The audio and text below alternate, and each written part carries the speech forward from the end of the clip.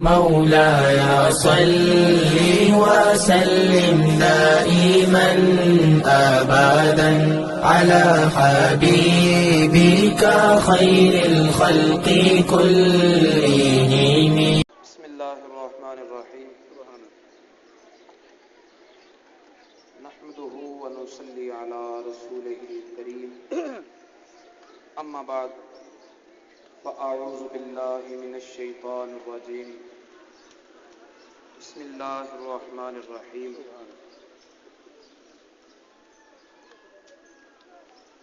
الذي خلق الموت والحياة ليبلوكم أيكم أحسن عملا. صدق الله العلي العظيم وصدق رسوله النبي الكريم. نحن على ذلك من الشاهدين والشاكرين والحمد لله رب العالمين. إن الله وملائكته يصلون على النبي يا أيها الذين آمنوا صلوا عليه وسلموا تسلیما. درود پاک تمام آداب ذوق و شوق کے ساتھ. الصلاۃ والسلام علیک یا سیدی یا رسول اللہ. بلند آواز سے پڑھیں. الصلاۃ والسلام علیک یا سیدی یا رسول اللہ وعلی آلک واصحابک یا حبیب اللہ. الصلاۃ والسلام علیک یا سیدی یا رسول اللہ وعلی آلک واصحابک یا محبوب رب العالمین. اللہم صلی وسلم وبارک علی سیدنا و مولانا محمد کریم الآباء والامہات وعلی آلہ واصحابہ وأولیاء امتہ وعلماء ملتہ وامتہ اجمعین عدد کرمک یا کریم یا کریم یا کریم یا کریم.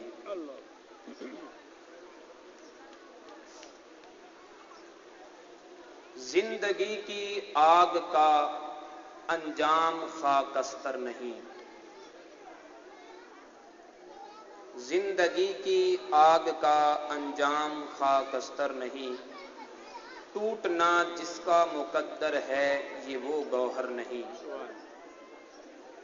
زندگی محبوب اتنی دیدائے قدرت میں ہے.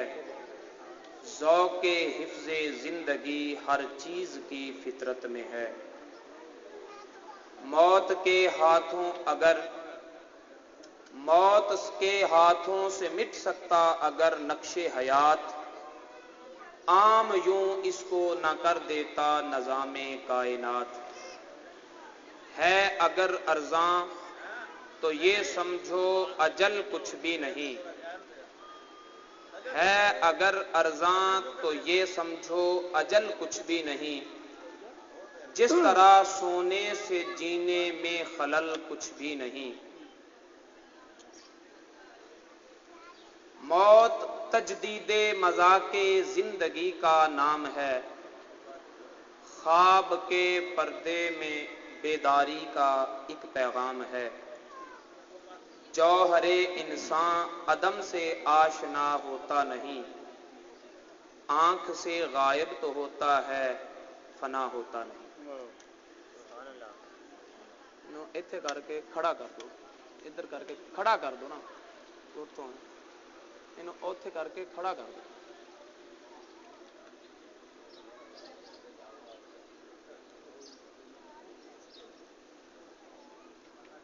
گفتگو کے آغاز کے قبل دعوت فکر دینا چاہوں گا اہل محبت کو، اہل ایمان کو، اہل اسلام کو. توجہ ہے؟ ویسے خطیب کو بلانے کا مقصد یہ ہوتا ہے کہ ہمیں اسلام کے بارے، دین کے بارے کچھ پتہ چلے. ٹھیک ہے؟ لیکن ہمارا ایک ٹرینڈ چینج ہو گیا ہے. ہم علماء کرام کو بلا کر یوں اسے دیکھتے ہیں جیسے تماشا کرنے والے مداری کو دیکھا جاتا ہے. کچھ لینے آئے ہو کچھ لے کر جاؤ. کچھ سیکھنے آئے ہو کچھ سیکھنے کی کوشش کرو. پیار سے ذرا سبحان اللہ کہہ دو. اسلام کبھی غیر مذہب کی مذہبی علامت کو قبول نہیں کرتا. اپنے موضوع پر گفتگو سے پہلے ایک دعوت فکر دینا چاہوں گا. اسلام کسی دوسرے مذہب کی مذہبی علامت کو بولیے قبول نہیں کرتا. عیسائیت کی علامت ہے کیا؟ کراس. اسے کیا کہتے ہیں؟ کراس نہیں کہتے. ان کے مذہبی نشان میں اس کا نام کچھ اور ہے, اسے صلیب کہتے ہیں. اس کراس کا مطلب یہ ہے کہ ان کا اس کراس سے اس عقیدے کی طرف نشان ہوتا ہے, علامت ہوتی ہے کہ عیسیٰ علیہ السلام کو اس طرح باندھ کر لٹکا دیا گیا. جبکہ اسلام کا کیا عقیدہ ہے کہ عیسیٰ علیہ السلام آج بھی آسمانوں میں. جو کلمہ پڑھے گا تو اس سے اسلام سب سے پہلے یہ کہے گا کہ یہ صلیب توڑ, کیونکہ اسلام کسی مذہب کا مذہبی نشان قبول کرتا. بولیے. آگ کی پوجا کرنے والوں کا مذہبی نشان ہے دھاگا, جسے کہتے ہیں زنار. ٹھیک ہے, وہ آگ کی پوجا کرنے والے جو ہیں وہ دھاگا باندھتے ہیں, گلے میں لٹکاتے ہیں, کمر سے باندھتے ہیں, یہ ان کا مذہبی نشان ہے. تو اسلام اس کو بھی قبول کرتا نہیں. ہندو لوگ اپنی کسی دیوتی اور دیوتے پر جب نظر مانتے ہیں تو ان کا طریقہ نظر یہ ہوتا ہے کہ ایک دھاگا اس دیوتی کے ساتھ باندھ دیا اس کی دہلیز کے ساتھ, اور دوسرا دھاگا اپنی کلائی کے ساتھ باندھ دیا. ہاں, یہ ہندو مذہب کا مذہبی نشان ہے. تو جس کے ہاتھ سے دھاگا بندھا ہوتا ہے تو دیکھنے والوں کو پتہ چل جاتا ہے کہ اس شخص نے کسی دیوتی یا دیوتے کی نظر دینی ہے. دیوتی یا دیوتے کی نظر دینی ہے. اور بدقسمتی یہ کہ دیکھا دیکھی بغیر تحقیق کے, صرف دیکھا کہ ایک نے دھاگا باندھا ہے, دوسرے نے بھی دھاگا باندھ لیا, تیسرے نے یار اسے اتار دو. نہیں, سیون شریف سے آیا ہے. کہاں سے آیا ہے؟ سیون شریف سے آیا ہے. سیون والوں کی اپنی تو ساری زندگی مصطفیٰ کی غلامی کرتے گزر گئی یار. سیون شریف والوں نے تو خود تو ساری زندگی مصطفیٰ کے نغمے گائے, غوث پاک کے در کی خیرات لی ہے. ان کی سیرت کو پڑھو, ان کی راتوں کو دیکھو, ساری ساری رات جاگ کر عبادت کی انہوں نے. کتنے قرآن پاک ختم کیے انہوں نے, کتنا دین کا علم پڑھا انہوں نے, کتنا درود و سلام پڑھا انہوں نے. اپنی انہوں نے زندگی, آخر سیون والے جو تھے انہوں نے بھی تو کسی نہ کسی پیر کو پیر مانا تھا. بولو, پیر ہیں تو پیروں کو پیر مانتے ہیں تو تبھی پیر بنتے ہیں نا. انہوں نے بھی کسی کا دھاگا باندھا تھا. کیا لوگوں کو یہ بتانا چاہتے ہو کہ ہم نے ولیوں کو اسی طرح ماننا ہے جیسے ہندو اور سکھ اپنے مورتیوں اور مورتوں کو مانتے ہیں؟ بھئی کہاں وہ بت, کہاں ہمارے اللہ والے. توجہ ہے. تو میرے بھائیوں, قرآن کا کہنا ہے لا تقف ما لیس لک بہ علم, ہے قرآن پاک میں, کہ جس چیز کا تمہیں تحقیقی علم نہ ہو دیکھا دیکھی کسی کی پیروی نہ کیا کرو. تو اب میری سب سے پہلی گزارش یہ ہے کہ جنہوں نے بھی اپنے ہاتھوں سے دھاگے باندھے ہیں, اسلام اس غیر مذہبی علامت کو ایکسپٹ نہیں کرتا, انہیں اتار دو. اپنے آنے والی نسل کو کیا دے رہے ہو؟ تم نے دیکھا, تم جب بچپن میں تھے تمہارے والدین نے تمہیں کیا شعور دیا. رمضان المبارک آتا تو روتی بدل جاتی, ماحول ہی بدل جاتا, گھر کا ماحول بدل جاتا, گلی محلے کا ماحول بدل جاتا, مسجدوں کے ماحول بدل جاتے. کیا آنے والی نسل کو تم وہ چیز کنورٹ کر رہے ہو جو تمہارے ماں باپ نے تمہیں دی تھی؟ اس لیے میرے دوستو, آج ہمارا یہ اجتماع محترم جناب محمد ریاست صاحب کے فادر ان لا کہ چہلم شریف کے سلسلے میں ہم اکٹھے ہوئے. چہلم شریف کے سلسلے میں اکٹھے ہوئے. مؤثر حقیقی اللہ کی ذات ہے. مؤثر حقیقی بولیے اللہ کی ذات ہے. میں ایک بات آپ کو سمجھاتا ہوں مثال کے طور پر. اسٹیشن پر کھڑے ہو نا, گاڑی کا انتظار ہو, اگر تو دوست باتیں کرنی لگ جائیں اور گاڑی سے توجہ ہٹا دیں تو آدھا گھنٹے کا جو انتظار ہوتا ہے نا وہ آسان ہو جاتا ہے. گاڑی کی وسل آتی ہے, کہتا ہے یار آدھا گھنٹہ گزر بھی گیا. اور اگر توجہ گاڑی کی طرف رکھے نا تو پھر ایک ایک منٹ جتنا مشکل گزرتا ہے نا وہ آپ کو بھی پتا ہے, مجھے بھی پتا ہے. ٹھیک ہے, اگر آپ بار بار گھڑی کی طرف دیکھ کر افطاری کے ٹائم کا انتظار کرو گے تو بڑا مشکل ہو جائے گا. اگر میری طرف توجہ رکھو گے تو گزرتے پتہ بھی نہیں چلے گا. کیا خیال ہے؟ ذرا پیار سے بولو. آپ کے جمود کو توڑنے کا مطلب یہ ہے آپ میری بات کو اچھی طرح سمجھیں. اللہ رب العزت مؤثر حقیقی ہے. خداوند تعالی کے علاوہ کوئی حقیقی مؤثر نہیں. ہم پانی پیتے ہیں لیکن پیاس مٹانے والا اثر پانی میں اللہ نے رکھا ہے. کھانا کھاتے ہیں لیکن بھوک مٹانے والی تاثیر کھانے میں اللہ نے رکھی ہے. دوائی کھاتے ہیں لیکن دوائی میں شفا اللہ نے رکھی ہے. مؤثر حقیقی خدا کی ذات ہے لیکن اس خدا نے اسباب میں اثرات رکھ دیے. اسباب میں اثرات رکھ دیے ہیں. جیسے حضرت خواجہ خواجگاں خواجہ غلام محمد طاہر قادری رحمت اللہ تعالی علیہ فرمایا کرتے تھے کہ ایک دفعہ حضرت موسیٰ علیہ السلام کی داڑھ میں پیڑ ہوئی. عرض کی مولا بڑی سخت تکلیف ہے. فرمایا پیارے کلیم فلاں دریا کے کنارے پر جو گھاس اگی ہے جڑی بوٹی اسے استعمال کرو پیڑ ختم ہو جائے گی. توجہ ہے. حضرت موسیٰ کلیم اللہ گئے, وہ دریا کے کنارے جا کر وہ گھاس کی جڑی بوٹی کی جو چیز تھی اسے استعمال کیا, درد ختم ہو گیا. چلو جی نسخہ ہاتھ آ گیا. کچھ عرصے کے بعد دوبارہ تکلیف ہوئی, اب رابطہ ہی نہیں کیا. سبحان اللہ سبحان اللہ. اب رابطہ کیے بغیر ڈائریکٹ چلے گئے. ایک مرتبہ جڑی بوٹی کو استعمال کیا, نہ فاقہ ہوا. دوسری مرتبہ استعمال کیا, نہ ہی فاقہ ہوا. تیسری مرتبہ استعمال کیا, نہ ہی فاقہ ہوا. عرض کی مولا جڑی بوٹی بھی وہی ہے, دریا بھی وہی ہے, دریا کا کنارہ بھی وہی ہے, میرا دانت بھی وہی ہے, یہ جڑی بوٹی بھی وہی ہے, شفا نہیں ہو رہی. فرمایا پیارے کلیم شفا بوٹی میں نہیں, شفا تو میرے حکم میں. سبحان اللہ سبحان اللہ. شفا جڑی بوٹی میں نہیں, شفا تو میرے حکم میں ہے. تو دراصل مؤثر حقیقی خدا کی ذات ہے. پھر خدا نے اشیاء میں اثرات رکھ دیے. اس خدا نے پانی میں اثر رکھا, پیاس مٹانے کا. کھانے میں اثر رکھا, بھوک مٹانے کا. دوا میں اثر رکھا, شفا کا. اسی طرح اسی خدا نے ستاروں میں اثرات رکھے, دنوں میں اثرات رکھے, وقت میں اثرات رکھے.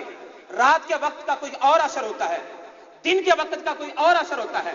صبح کے وقت کی اپنی روحانی کیفیت ہوتی ہے, شام کے وقت کا اپنا ایک اثر ہوتا ہے. ہر لمحے میں اثر ہوتا ہے, ہر وقت میں اثر ہوتا ہے, ہر دن میں اثر ہوتا ہے. اس نے پتھروں میں اثرات رکھے ہیں, اس نے پہاڑوں میں جڑی بوٹیوں میں اثرات رکھے ہیں, موسم کی ہواؤں میں اثرات رکھے ہیں. جس خدا نے اتنی اشیاء میں اثرات رکھے ہیں اسی خدا نے اعداد میں بھی اثرات رکھے ہیں. سبحان اللہ. عدد سمجھتے ہیں؟ بولیے. اعداد نہیں ہوتے, اللہ رب العزت نے اعداد میں اثرات رکھے ہیں. تبھی تو اولیاء کرام کہتے ہیں اس وظیفے کو اتنی مرتبہ پڑھنا ہے, کم زیادہ نہیں پڑھنا, اس کو اتنی مرتبہ. کیوں؟ اس لیے کہ ہر عدد میں ایک اثر ہے, ہر عدد میں ایک اثر ہے. اس خدا نے 40 کے عدد میں انقلاب کا اثر رکھا ہے. سبحان اللہ. یہ مفتی احمد یار خان نعیمی صاحب لکھتے ہیں. سبحان اللہ. 40 کے عدد میں انقلاب کا اثر رکھا. بولیے انقلاب کا سبحان اللہ. نہیں, مسئلہ سمجھیں. 40 کے عدد میں انقلاب کا اثر رکھا. انقلاب کا اثر ہے. 40 کے عدد میں انقلاب کا اثر ہے. یہی وجہ ہے کہ صوفیہ اکرام چلے کرتے ہیں. سبحان اللہ. 40 دن کے چلے کرتے. کیوں؟ 40 دن تک مخصوص پابندیوں میں رہ کر, مخصوص نظام اوقات کو بنا کر, محدود کھانے کھا کر, مخصوص وظائف کا تکرار کر کے ان کے اندر کچھ تبدیلیاں پیدا ہو جاتی ہیں. سبحان اللہ. ان کے اندر تبدیلیاں پیدا ہو جاتی ہیں. سبحان اللہ. تبدیلیاں پیدا ہو جاتی ہیں. 40 دن کا اثر ہے. 40 دن کا چلا کرو, 40 دن کا چلا کرو. اور یہ چلا اللہ تعالیٰ نے موسیٰ علیہ السلام سے بھی کروایا تھا. جب تورات دینے لگے تھے, موسیٰ علیہ السلام آؤ میرے پاس آؤ. 30 دن کا روزہ رکھا, 30 دن کا. پھر مسواک کر لی. فرمایا پیارے کلیم کیوں مسواک کی ہے؟ فرمایا یا اللہ تیرے ساتھ کلام کرنی ہے, منہ سے بو آ رہی تھی. فرمایا تجھے نہیں پتا روزہ دار کے منہ سے نکلنے والی خوشبو مجھے جنت کی کستوری سے بھی پیاری ہے. سبحان اللہ.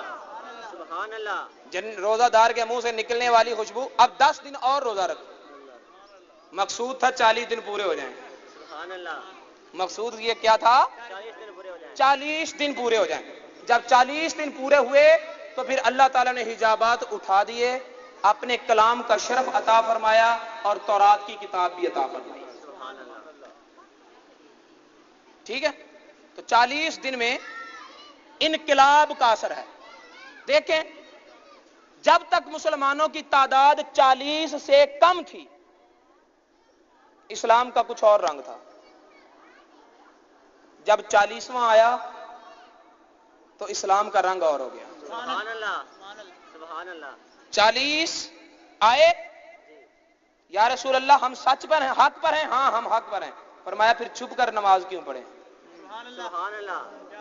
پھر چھپ کر نماز کیوں پڑھیں؟ تو یہ بات, کیا حضرت عمر فاروق نبی پاک صلی اللہ علیہ وسلم سے زیادہ بہادر تھے؟ کیا حضرت امیر حمزہ سے بڑھ کر بہادر تھے؟ بولو. نہیں. وجہ کیا تھی؟ وجہ یہ تھی کہ اللہ رب العزت نے 40 کے عدد میں انقلاب کی تاثیر رکھی ہے.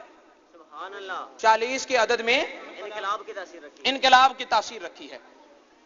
اسی طرح قرآن پاک نے ذکر کیا کہ جب انسان کی تخلیقی مراحل سے گزرتا ہے انسان, تو ماں کے پیٹ میں 40 دن ایک حالت میں رہتا ہے. جب 40 دن پورے ہوتے ہیں تو پھر اس کی حالت بدلتی ہے. پہلے نطفہ ہے, پھر مدغہ بنتا ہے, ٹھیک ہے, پھر وہ پہلے منی ہوتا ہے, پھر خون میں بدلتا ہے, پھر گوشت میں بدلتا ہے, پھر اس میں ہڈیاں بنتی ہیں. تو یہ ہر تبدیلی 40 دن پورے ہونے پر ہوتی ہے قرآن پاک میں. 40 بعد 40, 40 دن کے بعد یوں ہوتا ہے, پھر 40 کے بعد یوں ہوتا ہے, 40 دن کے بعد یوں ہوتا ہے. بولیے یار, سبحان اللہ. بات سمجھ آ رہی ہے؟ چونکہ 40 کے عدد میں انقلاب کی تاثیر ہے, 40 کے عدد میں تبدیلی رکھ دی ہے. جب 40 کا عدد پورا ہوتا ہے تو تبدیلی آتی ہے. اسی لیے اہل سنت والجماعت نے یہ طریقہ اپنا لیا کہ ہم کو چھوڑ کر جانے والے, جس طرح انسان ماں کے پیٹ میں تھا ہر 40 دن کے بعد بدلتا ہے, اسی طرح انسان جب قبر کے پیٹ میں جاتا ہے تو 40 دن کے بعد بدلتا ہے. سبحان اللہ. تکبیر. اللہ اکبر. رسالہ. یا رسول اللہ. سیدی مرشدی. یا نبی. یا نبی. 40 دن کے بعد بدل جاتا ہے. بدلتا ہے. چونکہ تبدیلی کا وقت ہے اس لیے ہم ہاتھ اٹھا اکٹھے ہو جاتے ہیں, اجتماع کر کے ہاتھ اٹھاتے ہیں کہ مولا کریم ہم اس سے آگے کر کچھ نہیں سکتے, صرف تیری بارگاہ میں التجا کر سکتے ہیں. تبدیلی کا وقت ہے, اچھائی کی طرف. سبحان اللہ. سبحان اللہ. تبدیلی کا وقت ہے, یہ تبدیلی جو آئے تو بہتری کی طرف آئے. بولیے سبحان اللہ. اب ایک بات یہ ہے اور دوسری بات یہ ہے کہ یہ اجتماع کوئی نئے نہیں ہے. حضرت سلیمان علیہ السلام حضرت داؤد علیہ السلام کے بیٹے. قرآن کہتا ہے ووارث سلیمان داؤد, داؤد علیہ السلام کے وارث بنے حضرت سلیمان علیہ السلام. وارث بیٹا کب بنتا ہے؟ جب باپ دنیا سے, خداوند تعالیٰ یہ صدمہ کسی کو نہ دے, رب تعالیٰ یہ صدمہ نہ کسی کو دے. لیکن ایک نظام قانون ہے, ایسا ہوتا ہے, ایسا ہوتا ہے. 40 کے عدد پر بات کرتے کرتے آپ کو اس اجتماع کی دلیل دینے لگا ہوں. سبحان اللہ.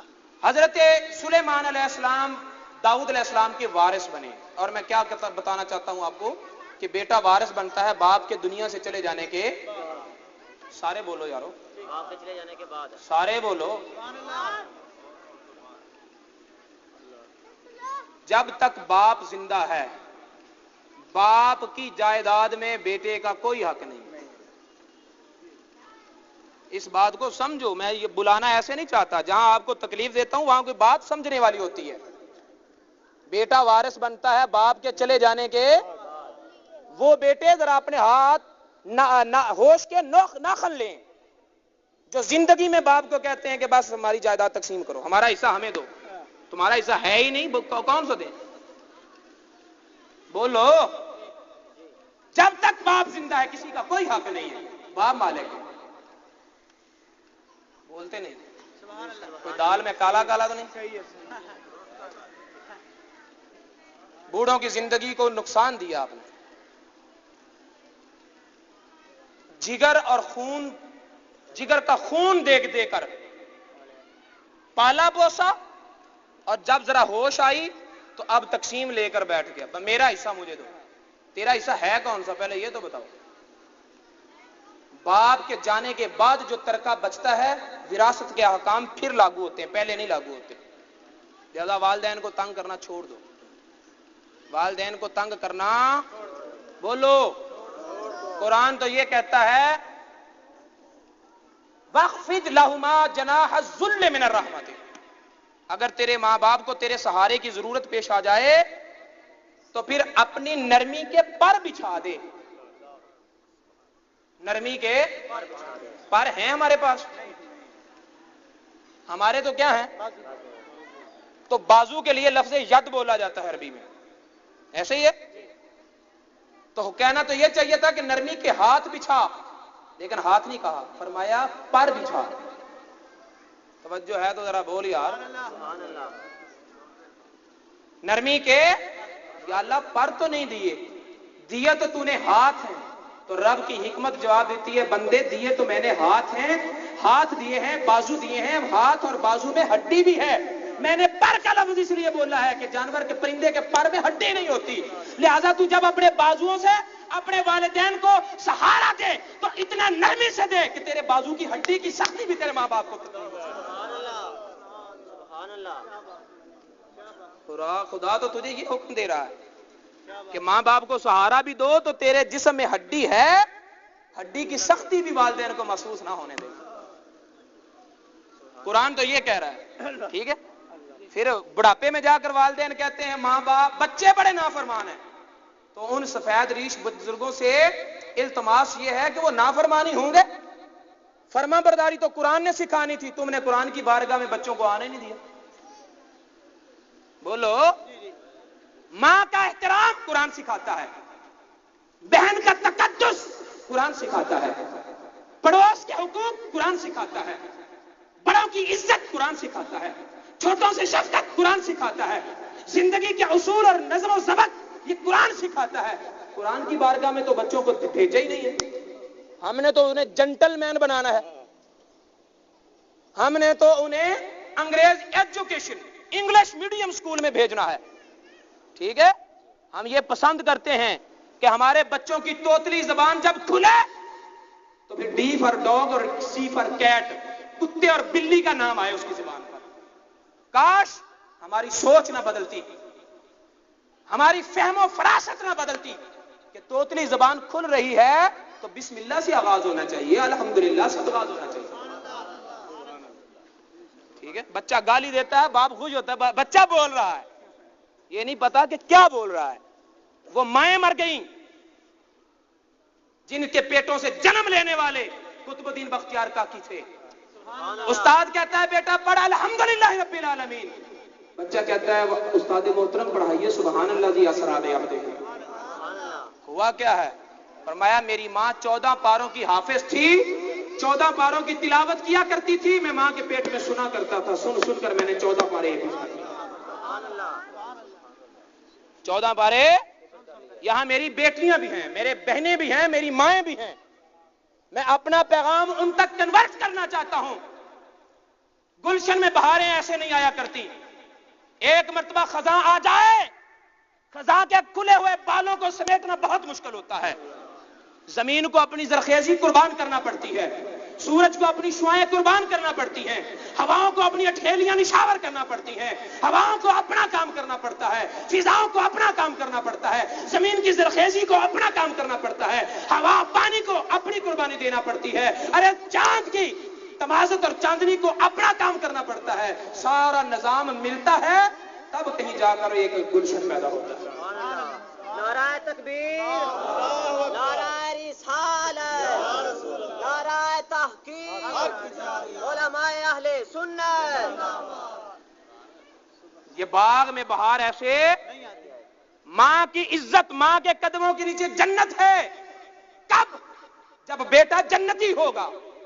اگر بیٹا بدماش ہے، بیٹا چور ہے، بیٹا فرادی ہے، بیٹا زانی ہے، بیٹا چغل خور ہے، بیٹا غیبت کرتا ہے، بیٹا ڈاکے مارتا ہے، بیٹا معاشرے کا، دین کا، دنیا کا بدترین ہے، تو ماں کے قدموں نیچے جنت کیسے ہے؟ ماں کے قدموں کے نیچے تب جنت ہے جب بیٹا جنتی جنم دے گی۔ بولو، جب بیٹا جنتی جنم دے گی۔ ماں کی عزت ایم این اے بننے سے نہیں ہے، ماں کی عزت ایم پی اے بننے سے نہیں ہے، ماں کی عزت ڈگری لینے سے نہیں ہے، ماں کی عزت الیکشن لڑنے سے نہیں ہے، ماں کی عزت بازار میں نکلنے سے نہیں ہے۔ ماں کی عزت یہ ہے کہ وہ قوم کو کیا دیتی ہے؟ وقت کا فرید دیتی ہے، وقت کا غوث دیتی ہے، وقت کا داتا دیتی ہے، وقت کا خواجہ دیتی ہے، یا پھر چور لٹیرا دیتی ہے؟ بولو۔ آپ کو مثال دیتا ہوں، حضرت رابعہ بصری قلندر نے بڑی عبادت کی، نام یاد ہے؟ رابعہ بصری۔ اب یہ بھی پتہ نہیں کہاں سے فلسفہ، اللہ دے 2.5 قلندر، اللہ نے ادھر کو پوچھ کے بنائے نے،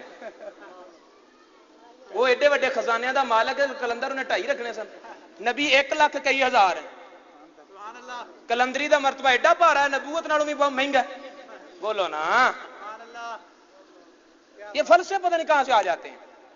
حضرت رابعہ بصری قلندر سارا دن روزہ رکھتی ہیں، ساری رات عبادت کرتی ہیں، ٹھیک ہے؟ بڑا مرتبہ ہے ان کا۔ حضرت حسن بصری رضی اللہ تعالیٰ عنہ فرماتے ہیں کہ جب میری محفل میں رابعہ بصری قلندر آتی ہے تو میرے سینے میں معرفت کے دریا کھل جاتے ہیں۔ سبحان اللہ، سبحان اللہ، سبحان اللہ۔ جب وہ نہیں ہوتی تو محفل کا رنگ نہیں بنتا، کیونکہ وہ میرے راز کی باتوں کو سمجھنے والی اور کوئی نہ مرد ہے نہ عورت۔ جب جنگل سے شیر نکلتا ہے نا تو دیکھنے والے یہ نہیں دیکھتے یہ نر ہے یا مادہ ہے، وہ یہی کہتے ہیں شیر آ گیا۔ بولو سبحان اللہ۔ جب اللہ والوں کی میدان میں آتے ہیں، اللہ والوں کی راہ پہ چلتے ہیں، خدا کی قربتوں کی منزلوں طے کرتے ہیں، تو پھر یہ نہیں دیکھا جاتا کوئی مرد ہے یا عورت ہے، جو اللہ والا ہے بس اسی کو سلام۔ سبحان اللہ۔ یہاں چشتی ہے تیرا نام تو وہاں قادری تیرا نام ہے، تو کہیں بھی کوئی بھی ہے پیا سو تجھی کو میرا سلام ہے۔ سبحان اللہ، سبحان اللہ۔ رابعہ بصری قلندر بڑی عابدہ زاہدہ ہیں۔ حضرت سیدہ آمنہ نے کتنے سجدے کیے؟ سبحان اللہ۔ پتہ نہیں بات نہیں سمجھے۔ سیدہ آمنہ جانتے کون ہیں؟ کملی والے محبوب کی ماں، مدینے والے کی۔ اب بتائیں درجہ کس کا زیادہ ہے؟ کملی والے محبوب کی ماں کا درجہ زیادہ ہے یا رابعہ بصری کا؟ یہ تو کلمہ پڑھی ہے، یہ تو غلام ہے، یہ تو امت میں شامل ہے، اور وہ ماں ہے۔ درجہ کس کا زیادہ ہوگا؟ ماں کا زیادہ ہوگا۔ کیوں؟ انہوں نے تو اتنی نمازیں نہیں پڑھی، انہوں نے تو اتنے روزے نہیں رکھے، آپ میرا ساتھ نہیں دے رہے۔ انہوں نے اتنے روزے نہیں رکھے، اتنی نماز نہیں پڑھی، اتنا زہد نہیں کیا، اتنا تقویٰ نہیں، اتنا طہارت نہیں، اتنی قربانیاں نہیں، اتنا مجاہدات نہیں، اتنی ریاست نہیں، پھر درجے میں رابعہ پیچھے رہ گئی، آمنہ آگے نکل گئی۔ وجہ کیا ہے؟ وجہ یہ ہے کہ آمنہ نے قوم کو بیٹا وہ دیا جس بیٹے جیسا کائنات میں کوئی بیٹا نہیں، لہذا آمنہ وہ درجہ رکھتی ہے، کائنات میں کسی ماں کا وہ درجہ نہیں۔ سبحان اللہ۔ نعرہ تکبیر، نعرہ رسالت، نعرہ تحقیق، سیدی مرشدی۔ ام الخیر کا نام قیامت تک زندہ رہے گا، اس لیے کہ انہوں نے قوم کو بیٹا دیا ہے۔ احمد الجبار کا نام ہمیشہ رہے گا، اس لیے کہ انہوں نے قوم کو غوث دیا ہے۔ کہا تھا بیٹا تیری زبان پہ جھوٹ نہ آئے، جان جائے تو جائے۔ سبحان اللہ۔ میرے دوستو، ماؤں کا وقار، ماؤں کی عزت، ماؤں کی آبرو، مائیں آج رو رہی ہیں بیٹے نافرمان ہیں. کیوں؟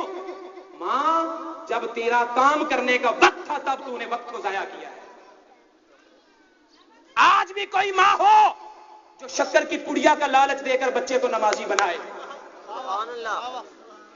بولو ایسے فرید بنتا ہے؟ ایسے قطب الدین بختیار کاکی بنتے ہیں؟ تو میرے دوستو ماں باپ بھی اپنے اپنے فرائض اور ذمہ داریاں ادا کریں. اور بہنوں، میری بہنوں تم بھی سنو، علامہ اقبال نے کہا تھا نبی دانی کہ سوزے کراتے تو دیگر دونگوں کر تقدیر عمر را. تو نے توجہ نہیں کی عمر کی تقدیر کیسے بدلی ہے. بولو تو نے توجہ نہیں کی عمر کی تقدیر کیسے بدلی ہے. عمر گھر گئے تو بہن قرآن پڑھ رہی تھی، بہن کے قرآن پڑھنے نے عمر کی تقدیر بدل دی. اگر تم اپنے بھائیوں کا مقدر سنوارنا چاہتی ہو تو پھر قرآن کی تلاوت کیا کرو. تمہارے بازار میں آن نکلنے سے فتنے سر اٹھائیں گے. اگر بھائیوں کا مقدر سنوارنا ہے تو اپنے گھر کی دہلیز میں قرآن پڑھا کرو، اپنے گھر میں قرآن کی تلاوت کیا کرو. تو جب سارا ماحول، بہنیں اپنا فرض ادا کریں، بھائی اپنا فرض ادا کریں، والدین اپنا فرض ادا کریں، مائیں اپنا فرض ادا کریں، پھر یہ شکوہ نہیں ہوگا کہ میری اولاد نافرمان ہے، میرا بھائی بے غیرت ہے. کوئی باتیں نکل، کیونکہ پھر سب مل کر ایک چمن بنائیں گے، ایک گلشن بنائیں گے. تو حضرت داؤد علیہ السلام کے وصال کے بعد حضرت سلیمان علیہ السلام بنے وارث. توجہ ہے؟ ذرا پیار سے بولیں سبحان اللہ. پیار سے بولیں سبحان اللہ. بول دیں سبحان اللہ. اگر یہ پیار ہے آپ کا تو پھر سبحان اللہ. میرے دوستو حضرت سلیمان علیہ السلام پیغمبر بنے. اللہ تعالیٰ فرماتا ہے میں نے سلیمان علیہ السلام کو لشکر دے دیے، جنوں کے بھی، پرندوں کے بھی، حیوانات کے بھی، جمادات کے بھی. ہوائیں لشکر کو لے کر جاتی ہیں. جب صبح کی سیر کو نکلتے ہیں تو 6 مہینے کی مسافت ہے. شام کی سیر کو نکلیں تو 6 مہینے میں جتنا سفر لوگ کرتے ہیں اتنا طے کر دیں. حضرت سلیمان علیہ السلام اپنے لشکر کے ساتھ سفر کر رہے ہیں. سفر کرتے کرتے وادی نمل سے گزرنے لگے تو ایک چیونٹی نے دیکھا، ایک 30 میل دور سے دیکھا، سبحان اللہ. 30 میل دور سے دیکھا. دیکھ کر کہنے لگی چیونٹیوں اپنی اپنی بلوں میں داخل ہو جاؤ. سلیمان علیہ السلام کا لشکر آ رہا ہے، کہیں تمہیں پاؤں نیچے کچل نہ دے، کہیں تمہیں کچل نہ دے. تو ادھر 30 میل دور بیٹھی چیونٹی اپنی قوم کو خطاب کر رہی ہے، ادھر 30 میل دور سے پیغمبر سن کر مسکرا رہے ہیں. فتبسم ضاحکا من قولها. حضرت سلیمان علیہ السلام نے چیونٹی کی بات سن کر تبسم فرمایا اور ساتھ ہی لشکر کو رک جانے کا حکم دیا. رک جانے کا حکم اس لیے دیا تاکہ ان کو اپنے اپنے بلوں میں داخل ہونے کا موقع ہو. توجہ ہے؟ اب جب سفر پہ تھا تو لشکر تھا، جب سفر جاری تھا تو لشکر تھا، جب ایک جگہ پر رک گیا اب لشکر ہے. اب تو اجتماع بن گیا، اب تو اجتماع بن گیا، جس میں انسان بھی ہیں، جس میں جنات بھی ہیں، جس میں ملائکہ بھی ہیں، جس میں پرندے بھی ہیں، جس میں درندے بھی ہیں، جس میں حیوانات بھی ہیں. اب اتنے بڑے لشکر میں حضرت سلیمان علیہ السلام کیا کہہ رہے ہیں؟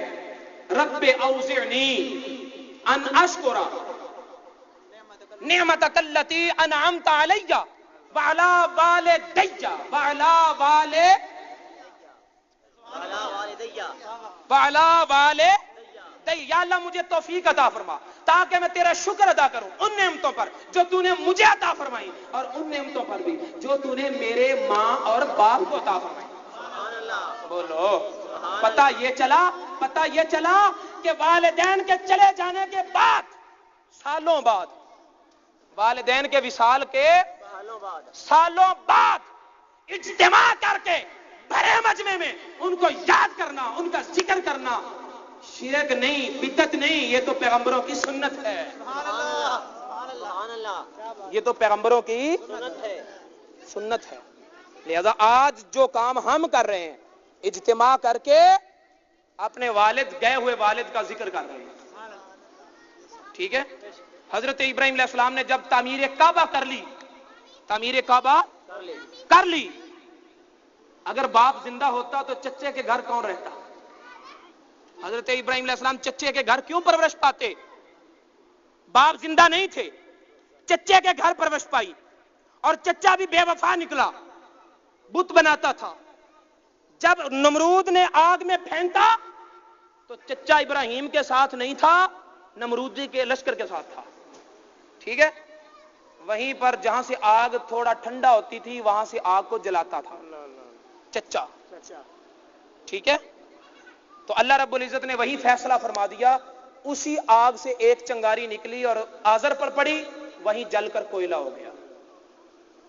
نارے نمرود کا واقعہ گزرنے کے بعد پھر آپ نے ہجرت کی، پھر آپ نے حضرت ہاجرہ سے نکاح کیا، پھر آپ کو حضرت اسماعیل علیہ السلام پیدا ہوئے۔ اسماعیل علیہ السلام پیدا ہونے کے بعد حکم ہوا اسے جنگل میں چھوڑاؤ، جنگل میں چھوڑنے کے بعد پھر حکم ہوا کہ آپ اسے ذبح کرو۔ اس آزمائش کے بعد اب حکم ہوا کہ دونوں باپ اور بیٹا میرا گھر تعمیر کرو۔ سبحان اللہ، سبحان اللہ، میرا گھر تعمیر کرو۔ کتنے وقت زمانے گزر گئے، کتنے زمانے گزر گئے، بولیے یار، زمانے گزر گئے، زمانے گزر گئے، سال گزر گئے، اور سالوں کے بعد جب تعمیر کعبہ سے فارغ ہوئے تو حضرت ابراہیم علیہ السلام نے دعا کے لیے ہاتھ اٹھائے۔ دعا کیا تھی؟ ربنا اغفر لی ولوالدی۔ سبحان اللہ، آپ بھی کہیں گے کہ سبحان اللہ کہنے والے بھی ساتھ لے کر آئے، ہم نے نہیں کہنا۔ سبحان اللہ، سبحان اللہ، بول دیں یار، بول دیں۔ تو میں آپ کو یہ نہیں کہتا کہ آپ صرف میرے کہنے پر ہی کہیں، بلکہ آپ ہمیشہ کہتے رہیں سبحان اللہ۔ اللہ تعالیٰ کا بڑا پیارا نام ہے، اس کو پڑھا کریں، میں مذاق کے علاوہ کہہ رہا ہوں، ٹھیک ہے؟ اس نام کا وظیفہ کیا کریں۔ نبی پاک صلی اللہ علیہ وسلم نے اپنے صحابہ سے پوچھا، اے میرے صحابیوں کیا تم میں سے کوئی ہر روز 1000 نیکیاں کما سکتا ہے؟ صحابہ کرام عرض کرنے لگے، یا رسول اللہ 1000 نیکی؟ بھوکے کو کھانا کھلاؤ 1 نیکی ہے، ننگے کو لباس دو 1 نیکی ہے، کسی کو راستہ بتاؤ 1 نیکی ہے، اسی طرح کرتے بیمار کی عیادت کرو 1 نیکی ہے، نماز پڑھو 1 نیکی ہے، گناہ سے بچو 1، کرتے کرتے 1000 نیکی ایسے ہو جائے گی؟ پھر ہر روز 1000؟ یا رسول اللہ کون کر سکتا ہے؟ فرمایا جو کوئی تم میں سے 100 مرتبہ سبحان اللہ پڑھے گا، اللہ رب العزت اس کے نامہ اعمال میں 1000 نیکی۔ سبحان اللہ، سبحان اللہ۔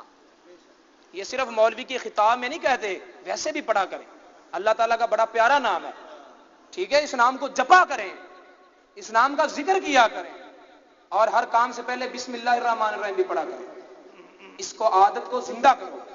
ہم کہتے ہیں یہ بڑا آسان سا کام ہے، روزمرہ کی باتیں کر رہے ہیں مولوی صاحب، روزمرہ کی باتیں کرنی پڑتی ہیں جب آپ روزمرہ کا کام نہ کریں۔ اگر کام نہیں کریں گے تو بات کو ہلکا کرنے کی بجائے چھوڑوں گے نہیں، بتائیں گے بتائیں گے بتائیں گے، یہاں تک کہ لوگ کرنے لگ جائیں، سبحان اللہ، یہاں تک کہ لوگ کرنے لگ جائیں۔ یہاں تک کہ لوگ کرنے لگ جائیں۔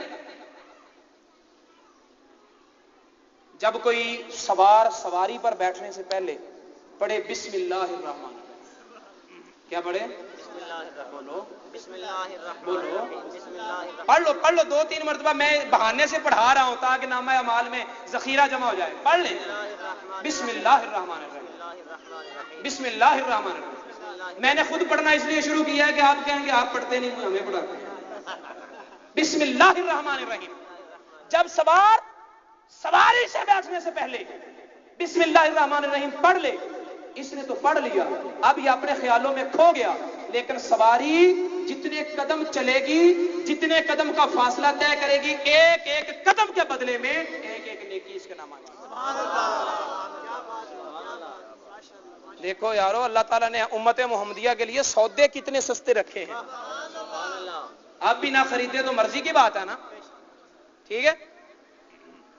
تو ساری زندگی کی قربانیاں دینے کے بعد، ساری زندگی گزرنے کے بعد، آخر میں جا کر بڑھاپے کے عالم میں اپنی اولاد کی موجودگی میں کہہ رہے ہیں ربنا اغفر لی ولوالدی۔ یا اللہ مجھے بخش دے، میرے والدین کو بخش دے، والدین کو بخش دے. اس وقت اجتماعی اتنا تھا، ایک خلیل ایک ذبیح، دونوں نے مل کر اللہ کے حبیب کا میلاد منایا اور دونوں نے مل کر اپنے والدین کا ذکر کیا. والدین کا پتہ یہ چلا کہ والدین کے چلے جانے کے بعد ان کی بخشش کی دعائیں کرنا، ان کی مغفرت کی دعائیں کرنا، ان کا ذکر کرنا، انہیں یاد رکھنا، یہ بدعت نہیں، یہ تو نبیوں کی سنت ہے. یہ تو نبیوں کی بولو سنت ہے، نبیوں کی سنت، یہ تو نبیوں کی. سنت ہے. پھر مدینے کے چاند نے یہ دعا پڑھی ہے. حالانکہ بچپن میں ہی والدین دونوں وصال فرما گئے تھے. پھر زندگی آپ دعا میں پڑھتے رہے نا، نماز میں بولو پڑھتے رہے نا یار، بول دو پڑھتے رہے. دیکھو اگر افطاری کا وقت ہو نہیں رہا تو اس میں میرا کیا گناہ ہے؟ میں تو کوشش کر رہا ہوں آپ کا وقت آسانی سے گزر جائے. اور اگر ایسے نہیں تو چلو آپ کی مان لیتے ہیں، دونوں کی تاریں اکٹھی کر لو، درمیان میں شمارے رکھو، درود پاک پڑھتے ہیں. ہاں کوئی تو نیکی ہو. کیوں؟ اس لیے یاد رکھو درود پاک کے بغیر کوئی مقام نہیں ملتا. درود پاک کے بغیر کوئی مقام نہیں ملتا. میں آج ہی دوستوں کو بتا رہا تھا کہ اوپالو 11 چاند پر جانے والا جہاز، اوپالو 11 بول دو یار، اوپالو. اب دیکھ لیں کہ میں مانا والا شہر سے یہاں کم و بیش 65 کلومیٹر کا فاصلہ طے کر کے آپ کے لیے آیا ہوں، اور آپ صرف اپنی توجہ بھی مجھے دینے کے لیے تیار نہیں ہیں. سبحان اللہ. کیسی وفاداری ہے. اوپالو 11 اس جہاز کا نام ہے جو زمین سے چاند پر گیا تھا. اسے 11 کیوں کہتے ہیں؟ اس لیے کہ یہ 11ویں کوشش تھی. اس لیے کہ یہ اس سے پہلے 10 کوششیں ہو چکی تھیں جو ناکام رہیں. ایسے ہی ہے، 10 کوششیں ہو چکی تھیں جو ناکام رہیں. جب اوپالو 10 زمین سے آسمان کی طرف چھوڑا گیا تو زمین اور چاند کے درمیان آدھا فاصلہ طے کر لیا. آدھا فاصلہ طے کرنے کے بعد کنٹرول روم کے ساتھ اس کا رابطہ نہ رہا. ایسے ہی ہے، کنٹرول روم کے ساتھ اس کا رابطہ، زمین پر اس کا اسٹیشن تھا، زمین پر اس کا مرکز تھا، مرکز تھا. جب تک رابطہ رہا اس کا سفر جاری رہا. جب رابطہ کٹ گیا تو جہاں تھا وہیں ہلاک ہو گیا. آج تک پتہ ہی نہیں چلا، نہ واپس زمین پر آ سکا، نہ آگے چاند تک پہنچ سکا. بات سمجھ آ رہی ہے؟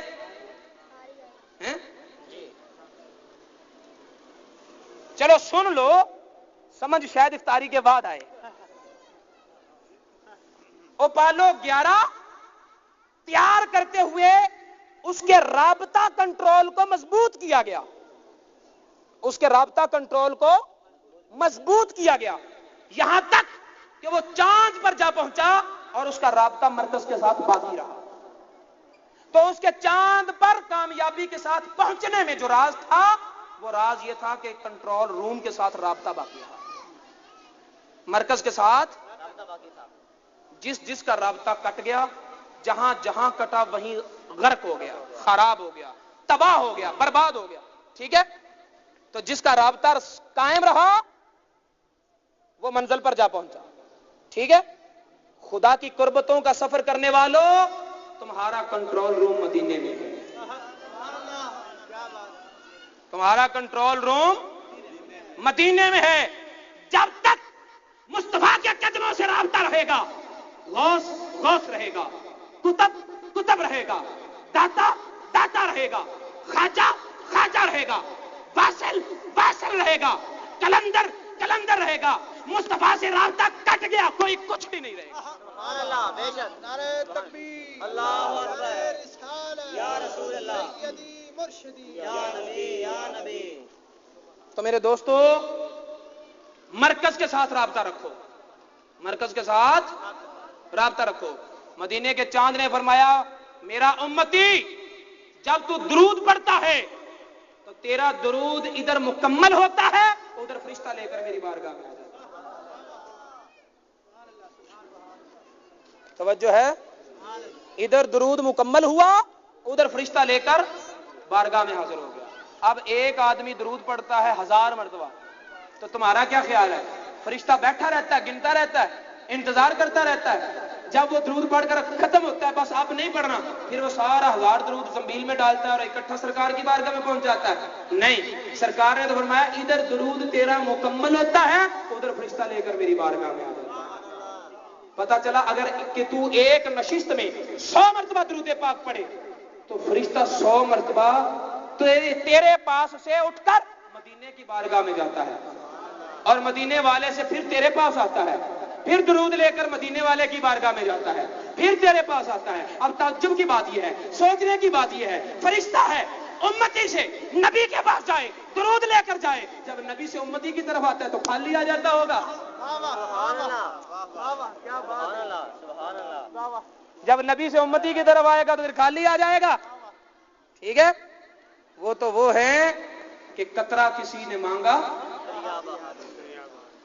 میرے کریم سے کر، قطرہ کسی نے مانگا میرے کریم۔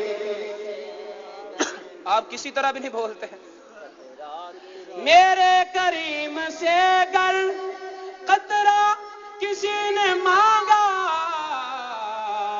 دریا بہا دیے ہیں، دریا بہا دیے ہیں، دریا بہا دیے ہیں، در بے بہا۔